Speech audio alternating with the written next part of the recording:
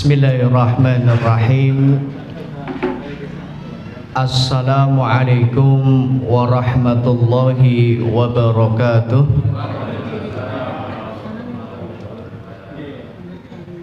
Innal hamdalillah nahmaduhu wa nasta'inuhu wa nastaghfiruh wa na'udzu billahi min shururi anfusina wa sayyiati a'malina. May yahdihillahu fala mudilla lahu wa may yudlil fala hadiya lahu. Asyhadu an la ilaha illallah wahdahu la syarika lahu wa asyhadu anna Muhammadan abduhu wa rasuluh la nabiyya ba'dah. Allahumma salli wa sallim wa zid wa barik ala rasulina wa nabiyyina wa sayyidina Muhammad wa ala alihi wa ashabihi wa man tabi'ahum bi ihsanin ila yaumiddin, amma ba'd. Ibu-ibu, bapak-bapak, mas-mas, mbak-mbak, ikhwan wa akhwat fillah, seluruh jamaah rahimani wa rahimakumullah. Alhamdulillah, kita bersyukur kepada Allah. Di malam hari ini kita masih diberikan kesempatan hidup oleh Allah Subhanahu wa taala. Dan ini adalah merupakan kesempatan bagi kita untuk beribadah dan beramal saleh. Dan boleh jadi malam ini adalah menjadi ibadah yang terakhir. Dan kita bersyukur kepada Allah, ya alhamdulillah, Allah masih memberikan kita kesempatan untuk beristighfar dan bertobat kepada Allah. Dan boleh jadi juga malam hari ini adalah malam kita yang terakhir, kesempatan kita yang terakhir untuk kita beristighfar dan bertobat kepada Allah Subhanahu wa taala. Semoga Allah Ta'ala senantiasa menerima setiap ibadah dan amal saleh kita, serta menerima taubat kita dan menghapus seluruh dosa-dosa kita semuanya. Amin ya rabbal alamin. Jamaah rahimani wa rahimakumullah, dan kita bersyukur kepada Allah. Alhamdulillah, pada malam hari ini kita dapat kembali dipertemukan Allah dalam kajian rutin kita, yaitu kajian Kamis malam Jumat, kajian bersama keluarga, kajian kitab Umdatut Tafsir, mukhtasar dari tafsir Ibnu Katsir, yang alhamdulillah pada pertemuan yang lalu kita telah mengkaji bersama tafsir surat Al-Baqarah ayat 265. Dan pada malam hari ini insya Allah kita akan melanjutkan di ayat yang selanjutnya, yaitu ayat 266 di surat Al-Baqarah. Karena itu silakan dibuka Al-Quran. Jangan sampai infak atau sedekah yang sudah kita lakukan, keluarkan, sia-sia, tidak bernilai di sisi Allah Subhanahu wa ta'ala. Dan kemarin juga Allah sudah mengingatkan kita ada dua hal yang perlu kita waspadai. Ya, jangan sampai dua hal ini ada pada amal kita. Ketika itu ada, maka menjadikan amal kita tidak akan bernilai dan tidak ada pahala di sisi Allah Subhanahu wa taala. Yang kemarin yang pertama apa? Manna wala adha. Yang kedua, yaitu jangan sampai ketika kita telah berinfak kita sebut-sebut apa yang sudah kita infakkan. Wala adha, dan juga jangan sampai kita menzalimi orang yang telah kita beri sedekah atau kita beri infak. Kemudian juga Allah menambah satu lagi yang harus diwaspadai bagi orang yang berinfak. Jangan sampai ada riya di dalam dirinya. Ya, jangan sampai ada riya di dalam dirinya. Dan kemarin juga ada permisalan dari Allah Subhanahu wa taala, ya, bagaikan batu yang di atas batu itu ada debu, ada tanah, fa asabahu wabilun fatarakahu salda. maka kemudian kena hujan yang lebat, fatarakahu solda, maka batu itu kembali bersih, tak tersisa sedikit pun debunya, artinya tidak tersisa sedikit pun pahala yang dimiliki. Nah, kemudian juga di ayat 265 Allah memberikan permisalan, ya, orang yang berinfak hanya mencari ridha Allah, dan ini adalah hal yang harus dimiliki bagi orang yang berinfak di jalan Allah, di mana tujuan yang pertama adalah ibtigha'an mardhatillah, hanya untuk mencari ridhonya Allah.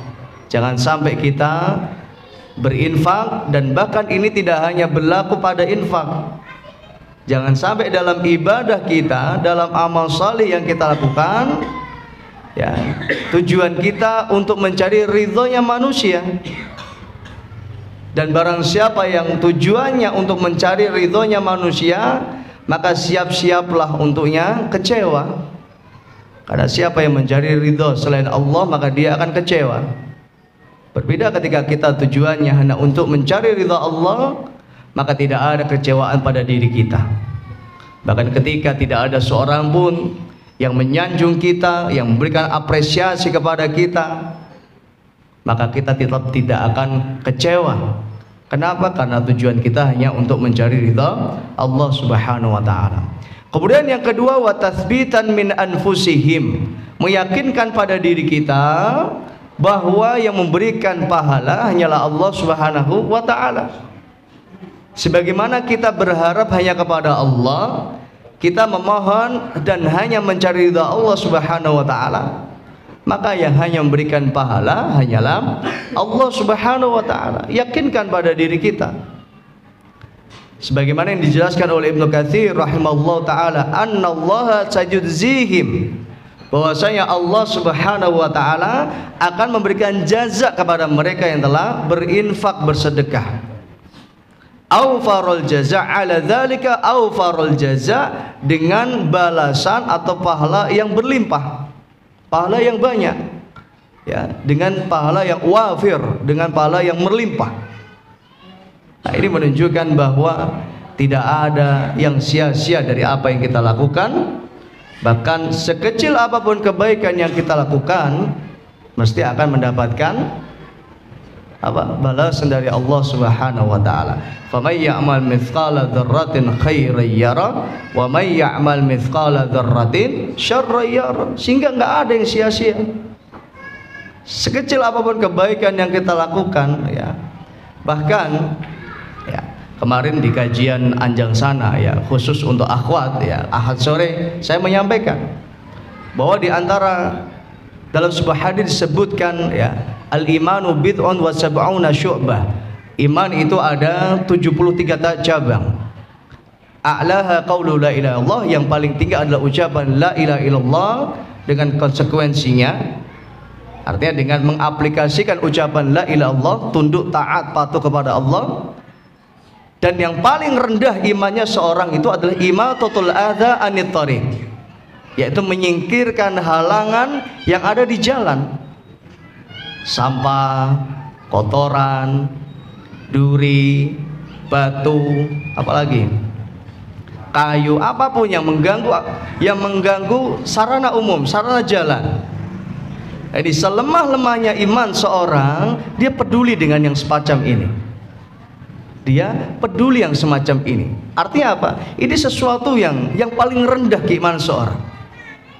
Jadi orang serendah-rendahnya iman, kata Nabi apa? Imatatul adza anit thariq.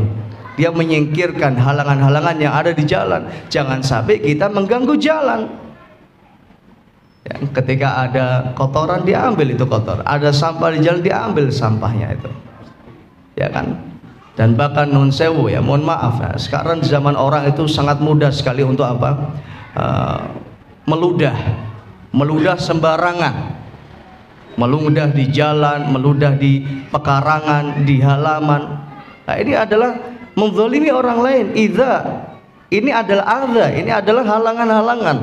Ini adalah sesuatu yang ketika orang menginjaknya, orang nggak senang. Ya, bukannya kita membersihkan, malah justru apa? Kita meludah sembarangan, membuang kotoran sembarangan, buang sampah sembarangan. Nah, ini sesuatu yang kecil dan ini aja masih mendapatkan nilai di sisi Allah Subhanahu wa taala. Fama ya'mal mithqala dzarratin khairan yarah. Sekecil apapun kebaikan akan dapat balasan dari Allah. Wa may ya'mal mithqala dzarratin syarran yarah. Dan sekecil apapun keburukan kejahatan juga akan mendapatkan balasan dari Allah. Wala yadlimu rabbuna ahada. Tidak seorang pun yang dizalimi Allah Subhanahu wa taala. Wa wajadu ma'amilu hadira. Jadi nanti di hari kiamat setiap orang akan mendapatkan apa yang dia lakukan. Dia ditunjukkan Allah, ditampakkan Allah apa yang kau lakukan dari kau balik sampai kau meninggal dunia. Karena mulai pencatatan amal adalah ketika kita balik sampai kita meninggal dunia. Sebelum itu tidak ada pencatatan amal. Jadi ketika anak kecil melakukan dosa, kesalahan, tidak ada dosa baginya. Ya. Tidak ada dosa baginya. Namun mulai pencatatan amal itu ketika dia sudah balik. Maka mulai saat itu dicatat semua amalnya, baik buruknya dicatat. Dicatat. Wala yadlimu rabbuna ahada. Setelah semuanya ditampakkan oleh Allah, diperlihatkan oleh Allah di hari kiamat, dan semuanya diadili Allah. Wala yadlimu rabbuna ahada. Tidak ada seorang pun yang dizalimi Allah Subhanahu wa taala. Setiap orang akan mendapatkan balasan sesuai dengan apa yang dia lakukan di dunia. Maka kehidupan di dunia ini sangat menentukan bagaimana nasib kita di akhirat.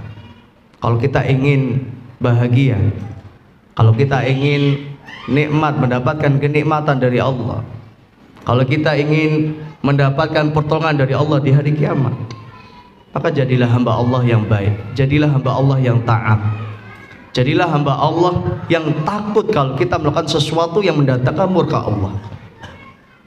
Jadilah hamba Allah yang selalu menjadikan ridha Allah sebagai barometer segala apa yang kita lakukan. Dan pastikan dari kita bangun tidur sampai kita tidur lagi, semua yang kita lakukan diridhoi Allah Subhanahu wa taala. Pastikan apa yang dilihat mata kita diridhoi Allah. Pastikan apa yang didengar oleh telinga kita diridhoi Allah. Pastikan apa yang dilakukan oleh tangan kita diridhoi Allah.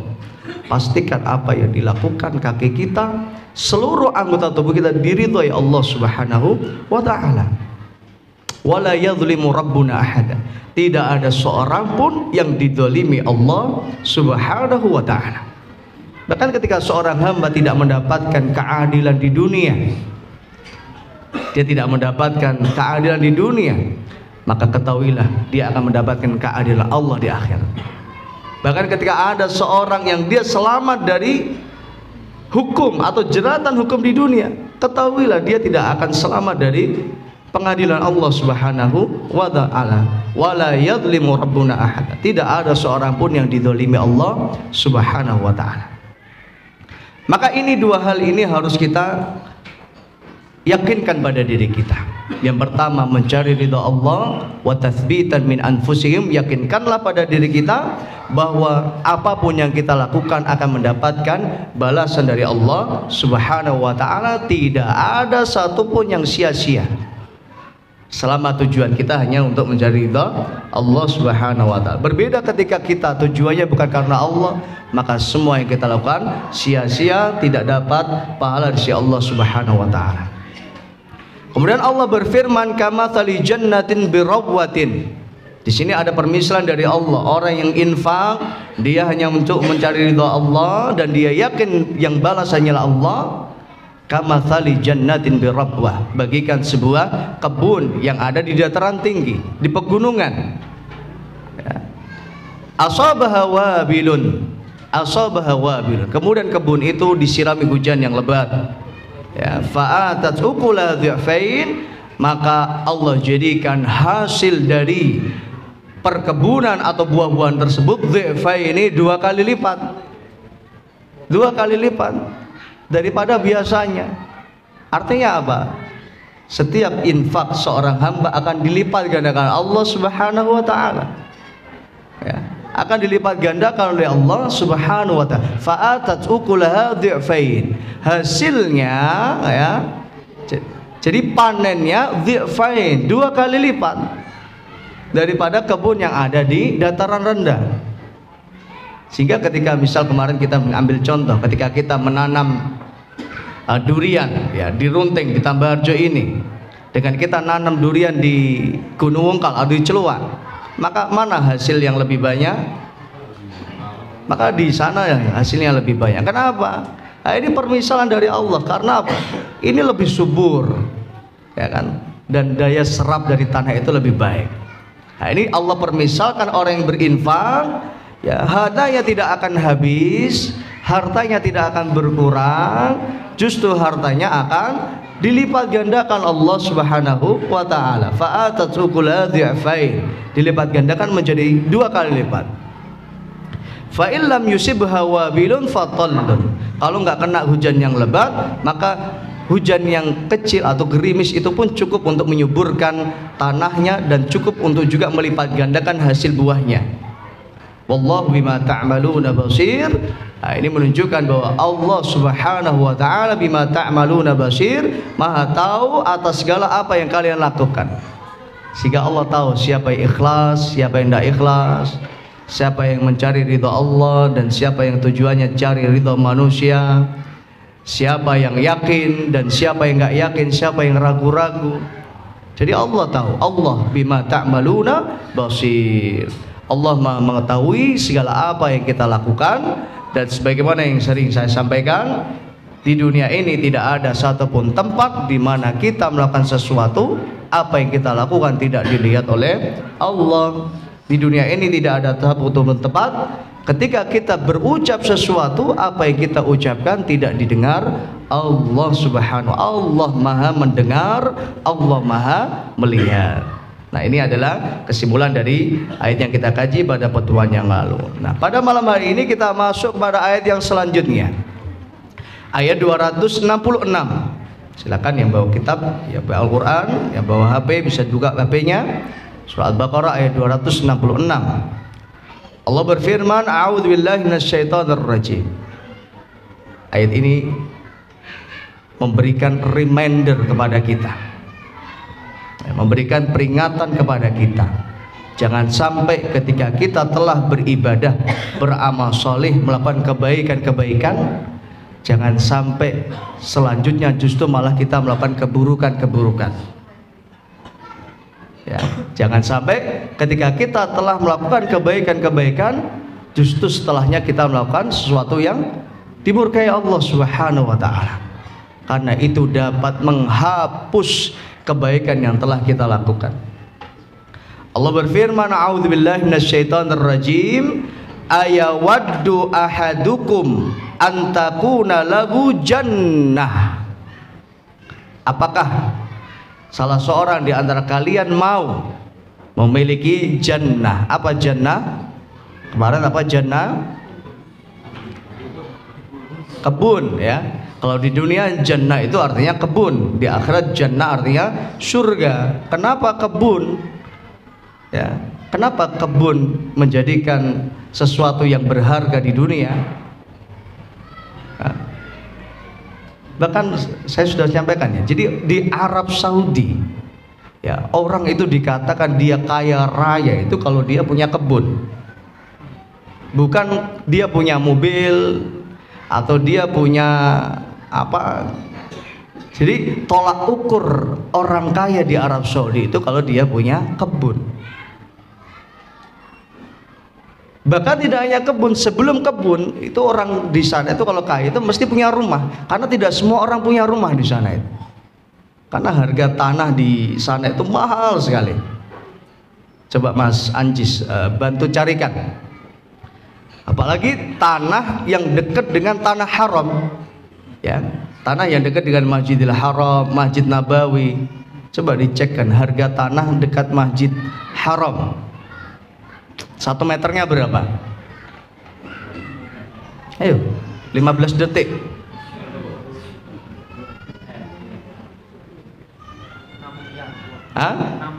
6 miliar. Tahun berapa itu? Itu berita itu tahun berapa? 2016. 2016 harga tanah ya di sana 1 meter itu 6 miliar baru tanahnya. Itu ya cukup buat kuburan kita itu, ya kan? Tidak cukup buat kamar, apalagi buat rumah. 1 meter tahun 2016 harganya berapa? 6 miliar. Itu kalau 2022 sekarang harganya berapa? Bisa 10 miliar, bisa 12 miliar baru 1 meter. Maka di sana orang itu punya tanah, itu kaya raya dia. Apalagi dia bisa bangun rumah, kaya raya dia. Apalagi rumahnya ada kebun, ada tamannya, ya kan? Di sini kan biasa, wong duwe pelataran, duwe dadah itu kan biasa. Di sana keren. Ya, di sana orang itu punya rumah, depannya ada kebunnya, ada tamannya. Itu dia benar-benar orang kaya. Kenapa? Karena harga perawatan, biaya perawatan kebun itu jauh lebih mahal daripada menafkahi istri dan anak-anak. Benar ini. Saya yang sudah lama hidup di sana dan ini cerita nih, dan ini kenyataan. Jadi biaya perawatan kebun, biaya perawatan taman, ya, untuk menyirami tanaman, ya, di sana itu airnya nggak kayak kita. Kita ini nyetet kayak apa? Sanyo itu langsung keluar airnya. Di sana air itu beli, Bapak Ibu. Beli, jangan dikira murah, gratis. Yang gratis ya yang di masjid-masjid, itu gratis. Tapi kalau yang di rumah-rumah itu semuanya beli. Bayangkan, kita BAB untuk apa? Membersihkannya itu beli airnya. Kita mandi, airnya itu beli. Kita minum, airnya beli. Sekarang kan baru beli air minum aja di sini kita, ya kan? Karena hampir rata-rata air di ini apa sudah tidak bisa digunakan untuk minum langsung, ya, sudah ada pencemaran gitu. Jadi yang buat mandi, yang buat non-sewu BAB, buat kencing, ya, yang buat gosok gigi, yang buat masak, itu semuanya beli. Airnya beli. Bayangkan kalau harga air 1 botol sekarang, zaman saya dulu masih setengah real, ya sekarang sudah 1,5 real. Bayangkan 1 real berapa? 4.000 rupiah. 1,5 real sudah sekitar 6.000. Itu wajar tidak nyampe 1 liter airnya. Berapa itu 1 botol yang segini itu? 600 mili. Bayangkan 600 mili sudah 6.000 rupiah.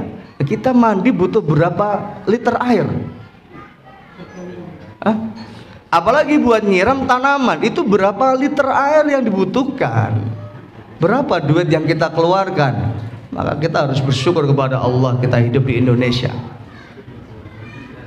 Ya, kita harus bersyukur kepada Allah kita hidup di Indonesia dengan air yang melimpah. Ya. Maka di sana itu air beli, Bapak Ibu. Oleh karena itulah biaya perawatan taman, nyirami kebun, nyirami tanaman itu enggak murah. Lebih murah ngasih nafkah istri dan anak-anak. Ya kan? Jadi itu jauh lebih mahal ya perawatannya. Maka perumpamaan kekayaan itu di sana ya itu tadi, di sini sesuatu yang berharga itu apa? Kebun.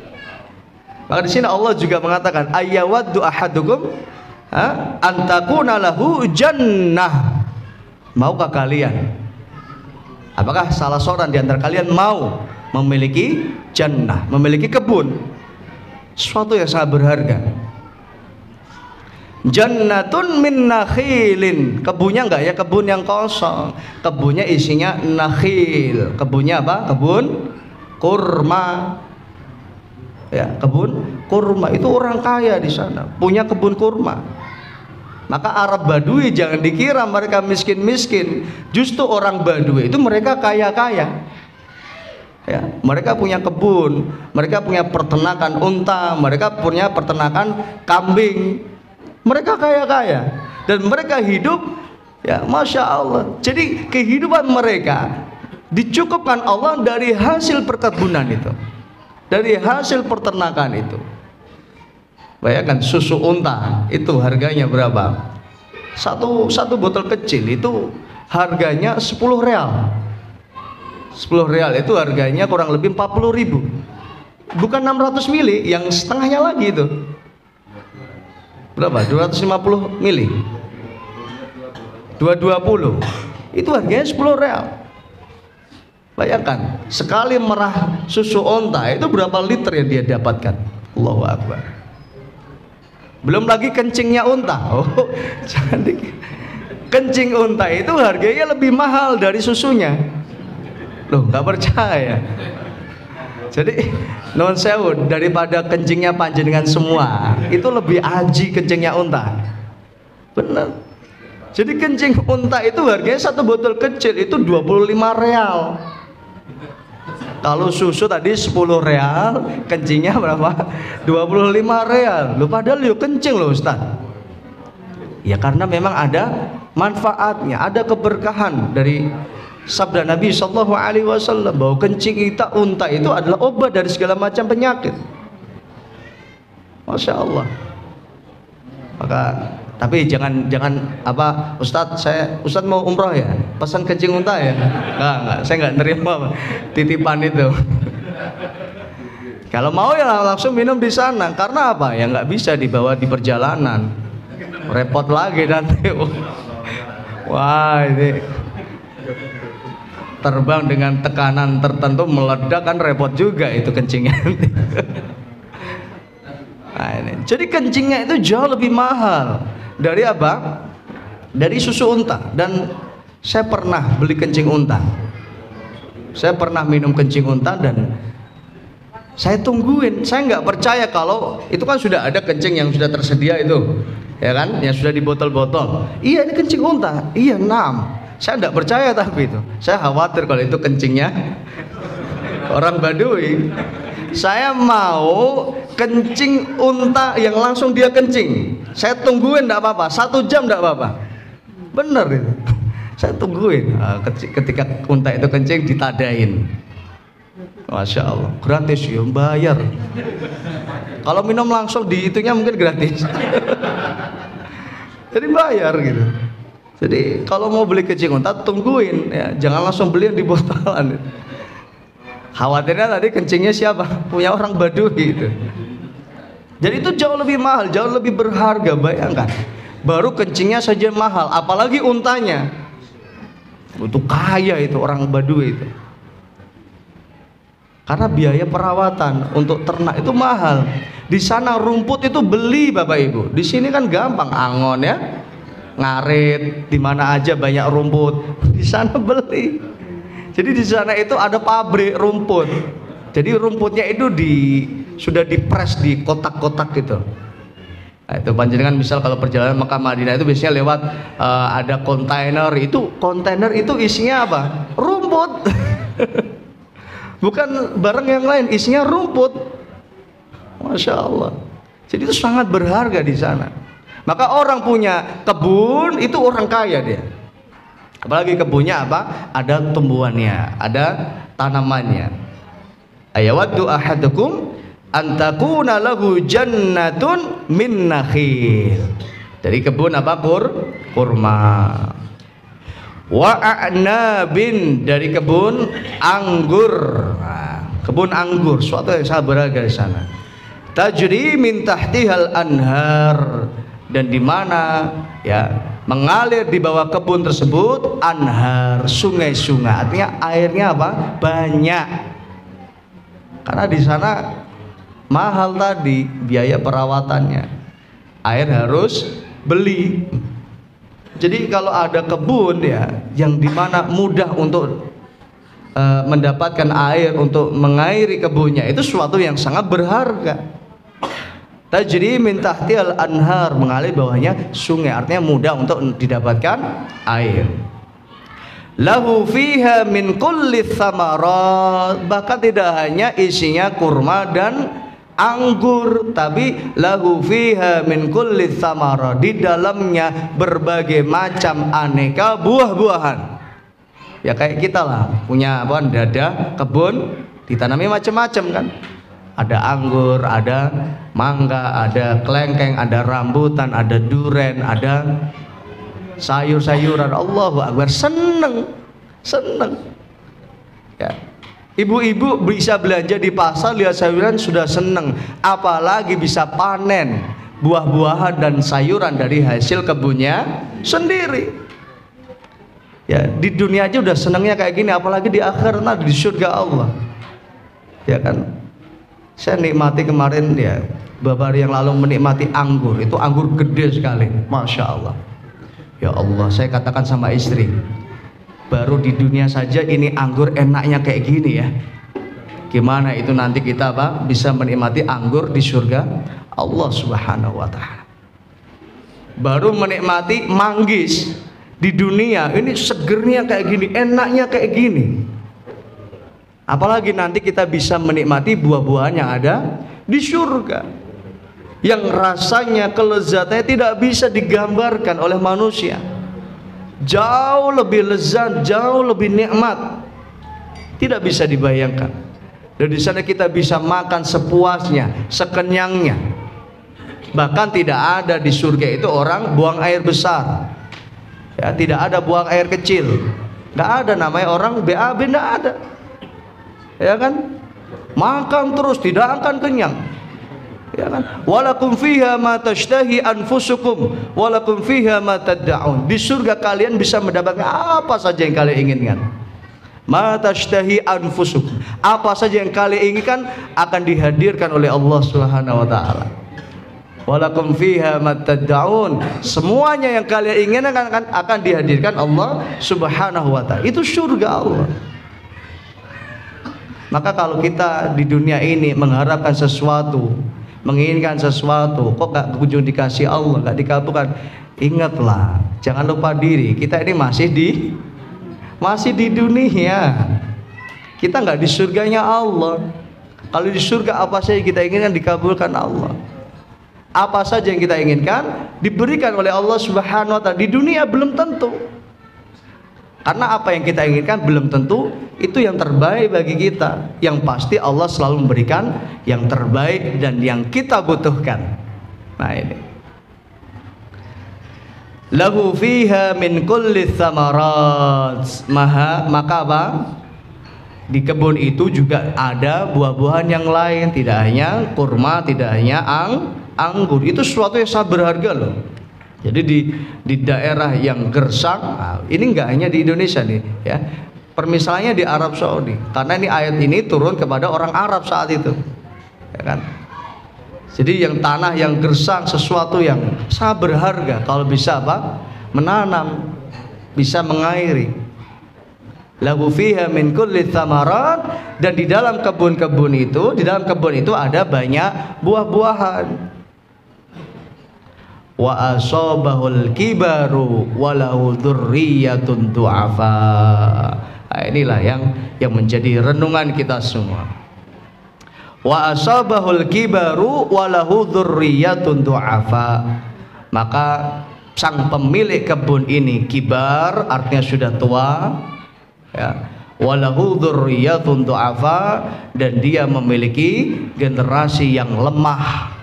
Artinya generasi yang lemah ini generasi ini tidak bisa melanjutkan ya. Fa asaba isarun fihi narun fahtarakat. Maka datanglah angin yang kencang, fihi nar, dan angin itu tidak hanya sekedar angin tapi ada apinya. Fahtarakat, lalu api itu membakar seluruh yang ada di dalam kebun. Karena tidak punya kekuatan lagi, sudah tua, maka dia tidak bisa lagi mengembalikan kebun itu menjadi kebun yang semula. Nah, nanti apa makna dari ayat ini? Dan dia punya generasi yang lemah, walahu dzurriyyatun du'afa. Dianya sudah lemah, tidak bisa mengembalikan, barakallahu fi, tidak bisa mengembalikan kebun sebagaimana semula. Dan dia punya generasi yang lemah, yang anak keturunannya juga tidak bisa melanjutkan apa yang dia lakukan. Ya ibarat misal sebuah perusahaan, ya tiba-tiba Allah bikin ini perusahaan bangkrut, krut. Ditambah lagi apa? Anaknya dzurriyyatun du'afa, tidak bisa melanjutkan ini bisnis. Artinya apa? Artinya apa? Ini sesuatu yang sia-sia kata Allah Subhanahu wa taala. Nah, mengenai ayat ini, suatu saat Umar bin Khattab radhiyallahu anhu, ya, beliau berkata kepada para sahabatnya. Dalam sebuah riwayat disebutkan An Ibni Abbas, dari sahabat Abdullah bin Abbas. Ini disebutkan oleh Ibnu Katsir, ya, tentang apa tafsir dari ayat ini.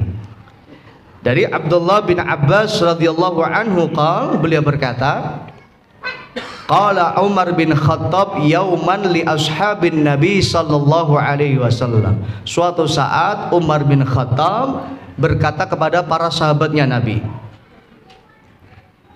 Apa yang dikatakan Umar? Umar mengatakan, fi man tarawna hadhil ayah nazalat, fi man tarawna hadhil ayah nazalat. Kata Umar, menurut kalian ayat ini diturunkan kepada siapa? Jadi ayat ini diturunkan kepada siapa? Wahai para sahabat, artinya sahabat Nabi sallallahu alaihi wasallam, yaitu ayat 266. Jadi ayat 266 ini menurut kalian diturunkan kepada siapa ayat ini? Ditunjukkan kepada siapa?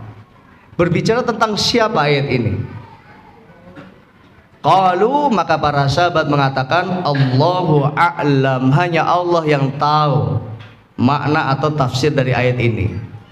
Allahu a'lam. Faghadiba Umar, maka Umar marah. Enggak mungkin lah para sahabat enggak tahu tafsir ayat ini, ya kan? Karena apa? Para sahabat yang lebih faham setelah Nabi Shallallahu Alaihi Wasallam. Jadi orang yang paling faham tentang Al-Quran, tentang hadis, tentang syariat Islam setelah Nabi Shallallahu Alaihi Wasallam adalah siapa? Para sahabat. Nabi suatu saat beliau berkata, kalau Nabi Shallallahu Alaihi Wasallam, khairun nasi qarni, sebaik-baik manusia adalah yang hidup di zamanku, yaitu para sahabat. Summal ladzina yalunahum, kemudian generasi yang selanjutnya, generasi tabi'in. Summal ladzina yalunahum, kemudian generasi yang selanjutnya, generasi tabi'ut tabi'in. Nah, ini adalah sebaik-baik generasi yang disabdakan Nabi Shallallahu Alaihi Wasallam.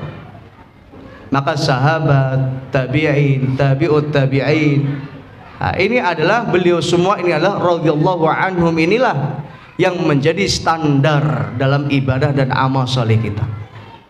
Karena ketika kita beribadah dan beramal saleh, ya, melakukan apa yang dilakukan Nabi, apa yang dilakukan para sahabat, apa yang dilakukan tabi'in dan tabi'ut tabi'in, insya Allah selamat kita. Karena mereka lah yang lebih paham, yang paling paham dengan syariat Islam. Datanglah generasi yang baru, membuat ibadah-ibadah baru, ajaran-ajaran baru. Maka yang paling selamat adalah kita mengikuti Nabi Sallallahu Alaihi Wasallam dan sebaik-baik generasi yang disabdakan Nabi Sallallahu Alaihi Wasallam. Maka Umar nggak percaya kalau sahabat ini nggak tahu tafsir ayat ini. Faghadiba Umar, maka Umar marah. Umar marah. Faqala qulu na'lam au na'lam au la na'lam, katakan, ya. Jangan katakan Allahu a'lam, Allah yang tahu. Katakan kami tahu atau nggak tahu. Nah, kalau tahu apa yang kalian tahu? Kalau nggak tahu ya katakan nggak tahu. Allahu na'lam, qulu na'lam aw la na'lam, katakan kami tahu atau kami tidak tahu. Faqala Ibnu Abbas, Abdullah bin Abbas radhiyallahu anhu, beliau mengatakan, fi nafsi minha syai' ya Amirul Mukminin. Kata Abdullah bin Abbas, aku ragu tentang tafsir ayat ini, wahai Amirul Mukminin. Jadi sebenarnya aku juga pengen jawab, cuma aku masih ragu-ragu. Ini Abdullah bin Abbas radhiyallahu anhu. Ketika beliau ditanya aja, beliau katakan aku masih ragu-ragu, belum tahu, yang belum yakin. Maka faqala Umar, maka Umar mengatakan, ya ibna akhi, qul wala tahkir nafsaka.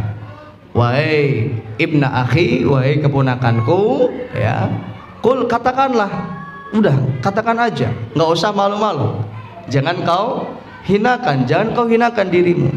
Artinya jangan kau hinakan dengan kelupaan. Ingat-ingat kembali, apa tafsir dari ayat ini apa? Nah, ini kata Umar bin Khattab radhiyallahu anhu. Qala Ibnu Abbas, maka Ibnu Abbas radhiyallahu anhu beliau mengatakan, dzuribat masalan lil amal.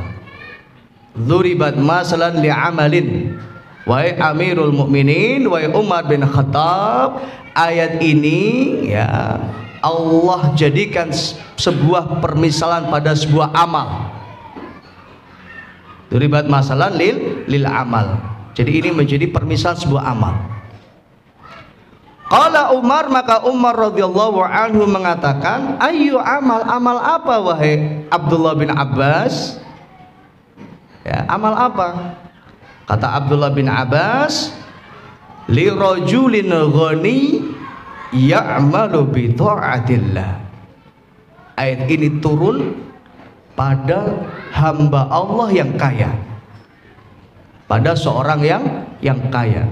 Ya'malu bi ta'atillah, di mana dia selalu beramal, beribadah dalam rangka taat kepada Allah Subhanahu wa taala. Ini baikkan. Summa ba'asallahu lahu syaitan faya'malul ma'asi. Maka Allah uji orang kaya ini dengan setan. Faya'malul ma'asi, maka kemudian orang kaya ini berbuat maksiat. Bayangkan, yang sebelumnya taat, ahli ibadah, ahli sedekah, selalu beribadah, selalu beramal salih, jadikan kekayaan ini sebagai wasilah ketaatannya. Kemudian Allah uji ini orang dengan datangnya syaitan, faya'malul ma'asi, dia berbuat maksiat di kehidupan yang selanjutnya. Ya, bayangkan, faya'malul ma'asi hatta ughriqa amaluhu, maka kemaksiatan, dosa-dosa itu menghapus, membakar seluruh amal-amalnya. Dan sebenarnya ini enggak hanya orang kaya, harusnya tidak berlaku bagi orang kaya saja, untuk kita semuanya. Ketika selama ini kita telah beribadah, beramal salih, berinfak, bersedekah, apapun yang sudah kita lakukan, berhati-hatilah kalau kita ikuti kebaikan amal salih dengan kemaksiatan. Karena kemaksiatan ini dapat membakar, ya, membakar apa? Pahala-pahala yang telah kita miliki. Ibarat tadi orang sudah punya kebun, ya, kebunnya sudah isinya macam-macam, ya, Allah uji, ya, didatangkan apa? Api, dan api itu membakar semua yang ada di dalam kebun. Apalagi dia punya generasi yang lemah, tidak bisa mengembalikan lagi ini kebun menjadi kebun yang subur. Artinya apa? Artinya tidak bisa diambil lagi itu kebaikan-kebaikan karena sudah terhapus, sia-sia. Maka di antara doa Nabi sallallahu alaihi wasallam dalam sebuah riwayat Al-Hakim, anna Rasulullah kana yaqul fi du'aihi, di antara doa yang dibaca Nabi sallallahu alaihi wasallam, Allahumma ja'al awsa'a rizquka ala indal kibar sinni wa qidha'a umri. Ya Allah, jadikanlah rizkimu itu lebih besar ya Allah, lebih luas, inda kibari sinni, ketika aku sudah tua ya Allah. Karena ketika orang sudah tua itu kadang-kala sudah tidak bisa apa? Berbuat apa-apa, tidak bisa melakukan apa-apa. Maka Nabi berdoa kepada Allah, jadikan ya Allah rizkiku di masa tua jauh lebih besar ya Allah. Ini doa yang boleh diamalkan, ya, yang boleh diamalkan. Wan qidha'u umri, ya, di akhir-akhir habisnya umurku ya Allah, jadikanlah rezekiku ini jauh lebih besar ya Allah. Karena khawatir Nabi sallallahu alaihi wasallam tadi, sebagaimana yang diingatkan Allah dalam ayat ini, ketika orang itu sudah tua, dia tidak bisa lagi berbuat apa-apa, tidak bisa mengembalikan lagi adalah tadi kebun yang terbakar. Artinya hasil panen yang mungkin tidak menghasilkan, tidak bisa berbuat apa-apa lagi. Anak-anaknya juga tidak bisa lagi meneruskan, tidak bisa lagi mengembalikan ya, hasil dari panen yang melimpah sebagaimana yang sebelumnya. Nah, ini. Maka ini adalah ujian bagi orang yang diberikan harta oleh Allah Subhanahu wa taala. Maka gunakan nikmat ini untuk ketaatan kepada Allah Subhanahu wa taala dan jangan ikuti dengan kemaksiatan. Begitu juga dengan kita, ketika kita telah beribadah, beramal salih, mohonlah kepada Allah agar Allah mampukan kita untuk kita istiqomah. Istiqomah dalam kebaikan yang kita lakukan. Maka Ibnul Qayyim Al-Jauziyah rahimahullah ta'ala, beliau mengatakan bersabar itu atas 3 hal. Yang pertama, bersabar di atas ketaatan kepada Allah Subhanahu wa ta'ala. Jadi bersabar di atas ketaatan inilah yang dimaksud dengan istiqomah. Istiqomah dalam ibadah, istiqomah dalam beramal saleh. Ya, ketika kita sudah rajin sholat, ya Allah jadikanlah aku hambamu yang istiqomah dalam sholatku ya Allah. Istiqomah berjamaah, Rabbi ja'alni muqimas sholat. Doanya Nabi Ibrahim, ya Allah jadikanlah aku hambamu yang menegakkan salat, wa min dzurriyyati, dan juga anak-anakku ya Allah. Dan kita khawatir kalau anak-anak kita nggak sholat. Oke lah sekarang kita sholat dan anak-anak kita sholat, belum tentu ketika kita meninggal dunia anak-anak kita masih sholat. Dan ini yang dikhawatirkan Nabi Ya'qub alaihi salatu wassalam. Am kuntum syuhada idh hadara Ya'qubal maut. Dalam Al-Quran disebutkan, apakah kalian menyaksikan ketika Nabi Ya'qub alaihi salatu wassalam akan meninggal dunia? Idh hadara Ya'qubal maut. Idh qala li bani, ingatkan ketika Nabi Ya'qub berkata kepada anak-anaknya, ma ta'buduna min ba'di, siapa yang kalian sembah setelah aku meninggal nak? Jadi Nabi Ya'qub saja khawatir kalau beliau meninggal dunia, anak-anaknya tidak lagi beribadah kepada Allah Subhanahu wa taala. Dan ini yang harus kita khawatirkan. Ya, kita khawatir jangan-jangan ketika kita telah tiada, anak-anak kita tidak taat kepada Allah, anak-anak kita nggak sholat. Maka mumpung belum terlambat, maka dari saat inilah kita harus selalu mendampingi anak-anak kita. Mumpung kita masih bisa mendampingi mereka, ajak mereka sholat, ajak mereka ke masjid, ajak mereka ngaji. Maka kenapa konsep ngaji kita sekarang berubah ya?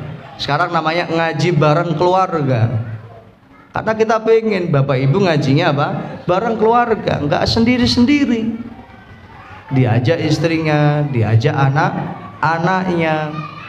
Insya Allah dengan cara inilah ya paling tidak meringankan kita untuk mendidik keluarga kita, wahai para suami secara khusus. Insya Allah dengan cara inilah ya menjadi kunci keberkahan di dalam rumah tangga kita. Bayangkan betapa bahagianya seorang suami kalau punya istri yang salihah. Betapa bahagianya orang tua, ayah dan ibu ketika punya anak yang soleh, yang solihah. Betapa bahagia seorang istri kalau punya suami yang soleh. Dan insya Allah majelis ilmu inilah tempat yang tepat untuk kita menjadi hamba Allah yang soleh, atau mendidik kita menjadi hamba Allah yang soleh. Nah ini, dan alhamdulillah ya. Maka kami harapkan bagi seluruh jamaah yang saat ini belum hadir dengan keluarganya, ya diajaklah keluarganya untuk ngaji. Ya kan? Yang sekarang sudah istiqomah ngaji, ajak istrinya untuk istiqomah ngaji. Yang sekarang sudah suami istrinya ngaji, ajak anak-anaknya untuk ngaji. Mudah-mudahan dengan kebersamaan di dunia inilah Allah pertemukan dan bersamakan kita semua hingga di surganya. Amin ya rabbal alamin. Ya jamaah rahimani wa rahimakumullah. Maka kadzalika yubayyinullahu lakumul ayat. Nah, demikianlah Allah Subhanahu wa taala menerangkan ayat tanda-tanda kekuasaannya. Jadi Al-Qur'an sebagaimana yang kemarin sudah kita kaji pada kajian Ahad pagi, apa fungsi dari Al-Qur'an Bapak Ibu? Hudal linnas, sebagai apa? Petunjuk untuk manusia. Dan di dalam Al-Qur'an isinya adalah perintah-perintah dan isinya adalah peringatan-peringatan dari Allah Subhanahu wa taala. Kalau kita mau selamat, maka kita harus menjadikan Al-Qur'an sebagai pedoman dalam hidup kita. Ibarat apa kemarin dalam kajian, kita beli barang elektronik, panjenengan beli HP, beli kulkas, beli TV, ya, beli mesin cuci. Ada buku panduannya enggak Bapak Ibu? Ada enggak? Ada. Apa tujuan buku panduan itu? Supaya kita tidak salah dalam pemakaiannya, supaya kita pakai mesin cuci ini dengan baik dan benar. Sama hidup kita ini dikasih panduan oleh Allah. Apa buku panduannya?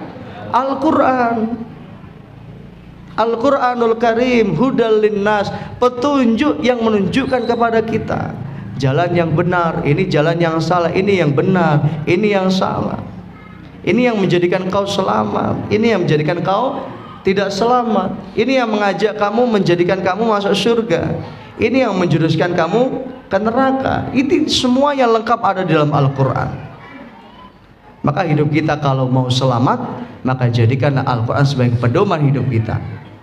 Maka mengaji tafsir ini salah satu ikhtiar kita untuk memahami firman Allah, kalam Allah Subhanahu wa taala, sehingga dapat kita amalkan dalam kehidupan sehari-hari. Sehingga naiklah level kita. Yang selama ini kita hanya baca Al-Qur'an, kita naikkan level kita. Kita apa? Faham isi dari Al-Qur'an. Kalau kita sudah faham isi dari Al-Qur'an, naikkan level kita untuk menjadi apa? Orang yang mengamalkan apa yang ada di dalam Al-Qur'an. Jadi tidak hanya sekedar tahu, oh ini, iya ini. Tapi amalkan apa yang difirmankan Allah Subhanahu wa taala. Maka kadzalika yubayyinullahu lakumul ayat. Jadi ayat-ayat Allah dijelaskan kepada umat manusia. Apa tujuannya? La'allakum tatafakkarun. Apa? La'allakum tatafakkarun, supaya kita mau berpikir dengan benar, berpikir dengan baik. Oh ini loh yang dilarang, oh ini boleh dikerjakan, oh ini kalau dikerjakan mendatangkan pahala yang besar, oh ini kalau dikerjakan mendatangkan murka Allah Subhanahu wa ta'ala. Dan saking sayangnya Allah kepada kita, Allah selalu mengingatkan kita semua. Allah selalu mengingatkan kita semua. Allah nggak ingin kita terjerumus ke dalam api neraka. Bahkan saking sayangnya Allah Subhanahu wa taala kepada kita melalui lisan Nabi sallallahu alaihi wasallam. Ya, Nabi memberikan bocoran tentang pertanyaan di kuburan. Ya kan? Bayangkan, namanya ujian itu nggak ada namanya bocoran. Ya. Di ujian di dunia itu nggak ada dikasih bocoran. Nah, ini azab kubur ya, di alam kubur ini adalah ujian manusia. Sebelum menghadapi ujian yang paling dahsyat di akhirat, diuji, ditanya oleh malaikat tentang man rabbuka wa man nabiyyuka wa madinuka. Sudah dikasih bocorannya oleh Allah, oleh Nabi, apa yang akan ditanya nanti di kuburan. Man rabbuka, siapa Tuhanmu, wa man nabiyyuka, siapa nabimu, wa madinuka, apa agamamu. Nah, ini sudah ada bocorannya. Ini loh nanti yang akan ditanya di kuburan. Bagi orang yang beriman, di dunia inilah saat yang tepat untuk kita mempersiapkan jawabannya. Orang yang senantiasa rajin ibadah, rajin beramal saleh, senantiasa taat kepada Allah Subhanahu wa taala, maka dia pun akan diberikan keteguhan dalam ucapannya. Allah Subhanahu wa taala berfirman dalam Al-Qur'an, a'udzubillahi minasyaitonirrajim, yusabbitullahu alladhina amanu bil qawli tsabit fil hayatid dunya wa fil akhirah. Yusabbitullahu alladhina amanu, Allah memberikan keteguhan bagi orang-orang yang aman, beriman kepada Allah Subhanahu wa taala. Keteguhan apa? Bil qauli tsabit, dengan ucapan yang teguh, ucapan yang tetap. Apa ucapan yang tetap? Di dunia kita rajin ibadah kepada Allah, maka nanti di alam kubur kita akan bisa mudah untuk menjawab ketika ditanya oleh malaikat, man rabbuka, maka kita bisa menjawab, Rabbi Allah, Tuhanku adalah Allah Subhanahu wa ta'ala. Dan ini hanya bisa dijawab oleh orang yang rajin ibadah, yang taat kepada Allah Subhanahu wa ta'ala. Kalau kita mau bisa mudah menjawab pertanyaan ini, maka kita harus taat kepada Allah di dunia ini. Begitu pula orang yang selalu mentaati Nabi sallallahu alaihi wasallam, menjadikan Nabi sallallahu alaihi wasallam sebagai teladan dalam kehidupannya, dan dia tahu bahwa Rasulullah sallallahu alaihi wasallam adalah nabi yang diutus kepada umatnya, maka akan mudah untuk menjawab. Ketika ditanya man nabiyuka, maka kita akan menjawab Muhammad sallallahu alaihi wasallam. Begitu pula ketika ditanya wa madinuka, apa agamamu, kita yang biasa ibadah, yang biasa salat, yang biasa beramal salih, maka kita akan mudah menjawab dini Islam, agamaku adalah Islam. Maka dalam hadis disebutkan, orang yang tidak ibadah kepada Allah, yang tidak taat kepada Allah dan Rasulnya, orang yang tidak pernah melaksanakan syariat Islam, tidak taat kepada Allah, maka dia tidak akan bisa menjawab pertanyaan ini. Kemudian datanglah azab bagi orang yang tidak bisa menjawab pertanyaan-pertanyaan yang semacam ini. Maka ini sesuatu yang harus kita pikirkan dari sekarang. Maka kalau kita mau enak nasib kita di alam kubur, penentuannya di mana Bapak Ibu? Di dunia. Kalau kita mau enak di akhirat, ya, yang menentukan nasib kita di akhirat di mana? Di dunia. Kehidupan di dunia inilah yang menentukan bagaimana nasib kita di akhirat. Apakah kita bahagia? Apakah kita sengsara? Tergantung dengan apa yang kita lakukan di dunia. Siapa yang ingin bahagia, maka taatlah kepada Allah, taatlah kepada Rasulullah, taatlah dengan syariat Islam, laksanakan perintah Allah Subhanahu wa ta'ala. Na'udzubillah, kita berlindung kepada Allah, jangan sampai kita masuk ke dalam api neraka. Amin ya rabbal alamin. Saya kira ini Bapak Ibu kajian kita pada malam hari ini. Ya, insya Allah kita lanjutkan pekan depan, ya, ayat 267. Silakan, mungkin ada yang bertanya. Fadhal. Ada?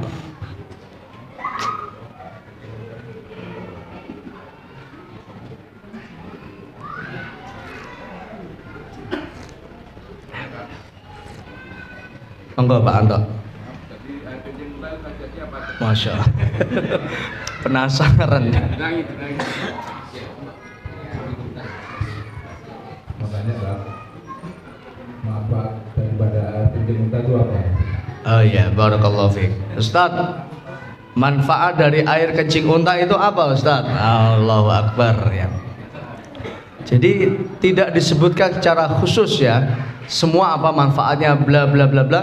Yang terpenting saat itu di zaman Nabi sallallahu alaihi wasallam ada sahabat yang sakit. Ada sahabat yang sakit. Kemudian diperintahkan Nabi sallallahu alaihi wasallam untuk minum air kencingnya unta. Maka kemudian orang yang sakit itu kemudian jadi sembuh dengan izin Allah Subhanahu wa taala. Jadi termasuk apa? Tibbun nabawi, pengobatan yang diajarkan Nabi sallallahu alaihi wasallam. Tapi jangan berharap bisa didapatkan di Indonesia. Jadi harus apa? Suudzon kalau ada kencing unta di Indonesia. Ya. Kalaupun ada di kebun binatang mungkin. Ya kan? Kebun ada di kebun binatang. Wallahu a'lam. Jadi banyak sekali, dan saya tidak bisa menyebutkan satu persatu karena tidak disebutkan secara rinci oleh Nabi Shallallahu Alaihi Wasallam. Intinya dengan sabda Nabi Shallallahu Alaihi Wasallam ini kita harus yakin, karena apa yang disabdakan Nabi selalu benar dan tidak mungkin salah. Ya. Dan wallahu alam ini yang mungkin dianalogikan, ya, dijadikan pengobatan orang Indonesia. Orang ketemu kencing unta uyoi dewe, oh, ya kan? Dan ini wallah ini bukan tibun nabawi yang pasti ini. Ya kan, dulu saya sering mendengar itu kalau apa sakit mata dileleti uyuhmu, itu nggak tahu itu. Ya kan? Wallahu a'lam, ya. Yang pasti tadi yang disabdakan Nabi Shallallahu Alaihi Wasallam, kencing yang bermanfaat tadi kencingnya apa? Unta. Wallahu a'lam. Ada lagi, Bapak Ibu? Nggih, kata nah.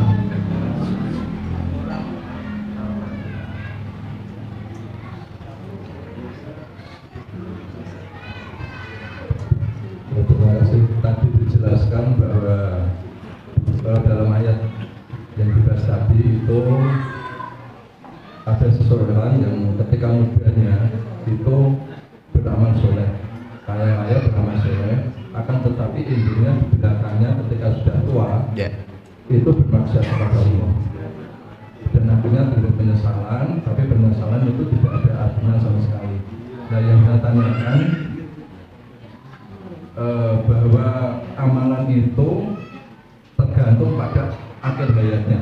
Nah, itu yang pertama. Yang kedua, apakah amalan yang baik di awal kemudian di belakangnya itu berbuat maksiat, itu apakah dihisab lebih dahulu, ditimbang lebih dahulu, atau langsung karena amalan di akhirnya itu jelek bermaksiat langsung dimasukkan dalam neraka? Mohon penjelasan. Terima kasih. Ya, barakallahu fiik, ya. Jadi Nabi Shallallahu Alaihi Wasallam beliau mengingatkan kita semua, iqtanim khamsan qabla khamsin, manfaatkan 5 perkara sebelum datangnya 5 perkara. Syababaka qabla haramika, mumpung masih muda sebelum tua. Karena orang muda ya tentu apa? Tenaganya jauh berbeda dengan orang tua, ya. Ketika kita masih muda, masih sehat, masih kuat, ya, kita bisa melakukan sesuatu yang jauh lebih besar daripada dilakukan oleh orang tua.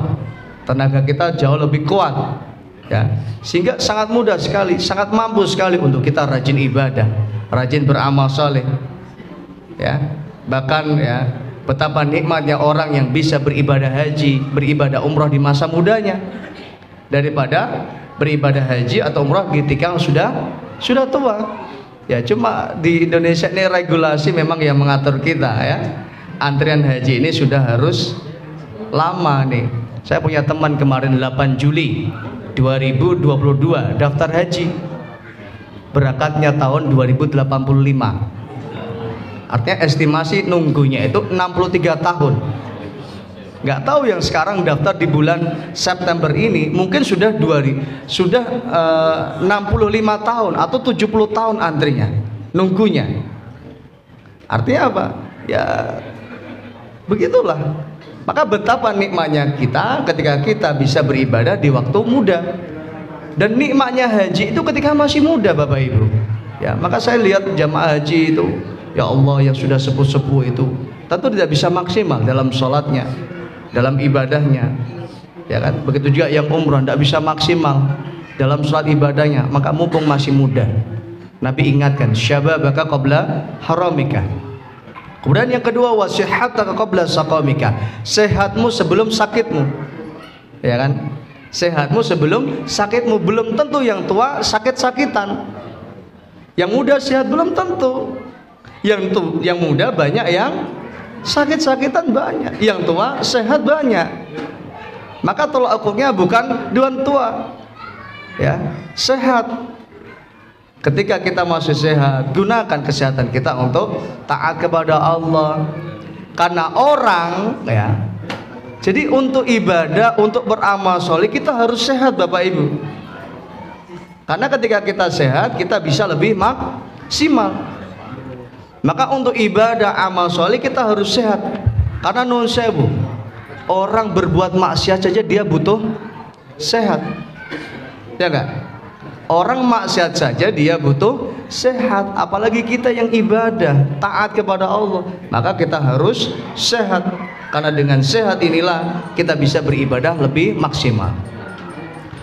Wa faragha qabla syuglika, waktu luang kita sebelum sibuk. Jadi waktu kita ya, ini adalah nikmat dari Allah. Tapi jangan lupa waktu kita ini amanah dari Allah Subhanahu wa ta'ala. Maka Allah akan hisab waktu kita gunakan untuk apa saja ya.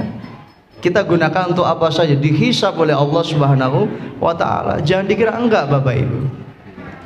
Kemudian waginaka qabla fakrika, kekayaan kita sebelum datang fakir.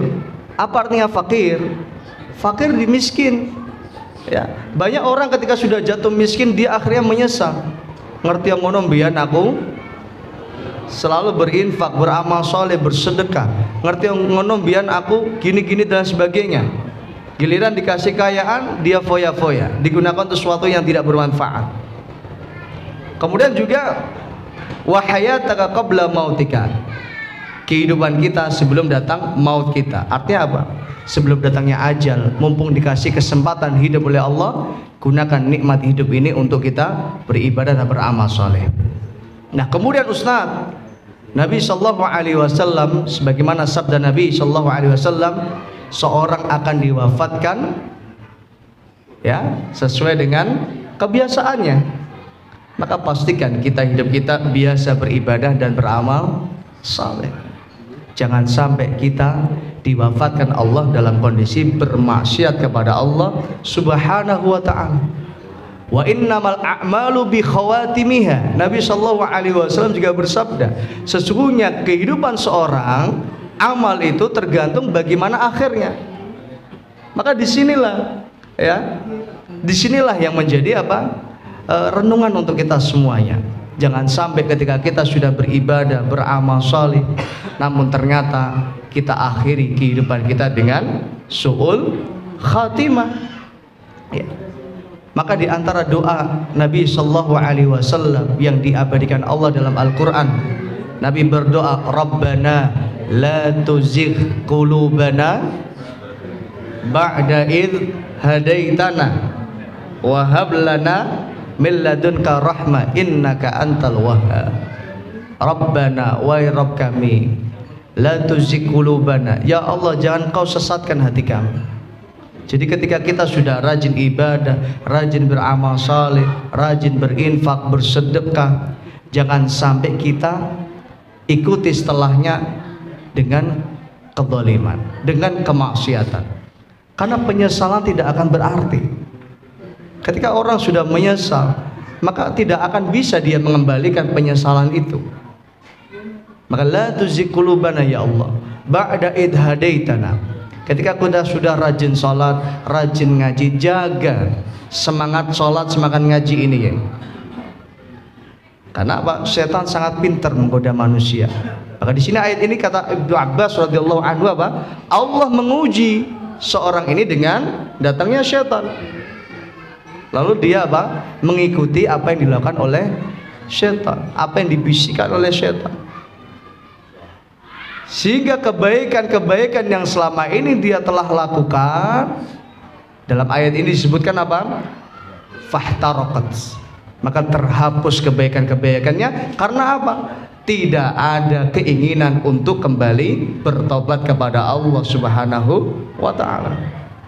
Maka betapa bahagia seorang hamba ketika dia sempat berbuat dosa dan maksiat, tapi dia sempat untuk beristighfar dan bertobat kepada Allah Subhanahu wa ta'ala. Jadi ini tidak ada tobat, tidak ada penyesalan. Yang diharapkan Allah apa? Seorang hamba ini apa? Bertobat kepada Allah. Fatubu ilallah, tobatlah kalian wahai hamba-hambaku kepada Allah Subhanahu wa ta'ala. Jadi Allah itu ingin kita bertobat kepada Allah. Jangan sampai kita apa? Terus berbuat maksiat, terus berbuat dosa sampai ajal kita pun kita meninggal dalam kondisi su'ul khatimah. Na'udzubillah. Maka ini yang kita khawatirkan. Ya akhirnya penyesalan. Maka jangan sampai kita termasuk yang menyesal. Sekarang sudah rajin sholat, rajin ngaji, rajin ibadah, rajin amal soleh, dijaga ketaatan ini. Sampai apa?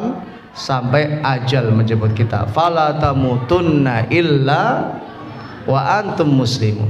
Janganlah kalian meninggal dunia kecuali dalam kondisi tunduk patuh taat kepada Allah Subhanahu wa ta'ala. Dan harapan kita semua, cita-cita kita semua, ya, kita dapat meninggal dengan husnul khatimah. Cita-cita kita semua, kita bisa meninggal dunia dalam kondisi taat kepada Allah, ibadah kepada Allah.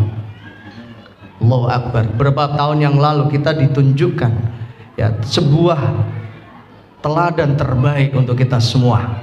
Kita punya jamaah, ya kan? Siapa? Masih ingat gak Bapak Ibu yang meninggal di bulan Ramadan, meninggal di depan Masjid Al-Islah? Masih ingat? Ibu Anikmah, ya, Ibu Anikmah. Dan saya yakin semua jamaah bersaksi, beliau adalah yang rajin sholat subuh berjamaah. Beliau adalah yang selalu rajin ngaji. Lihat bagaimana Allah wafatkan beliau. Beliau meninggal dunia dalam kondisi ingin sholat subuh berjamaah di bulan Ramadan. Dan beliau wafatkan Allah hembusan nafas terakhirnya di lantai pertama dari Masjid Al-Islah, di tangga pertama dari Masjid Al-Islah. Allahu Akbar. Siapa yang gak iri dengan kematian semacam ini? Saya yakin kita semua ingin kita meninggal dunia dalam kondisi husnul khotimah. Namun apakah kita bisa menjamin diri kita husnul khotimah? Tentu kita tidak bisa, kecuali kita hanya berikhtiar.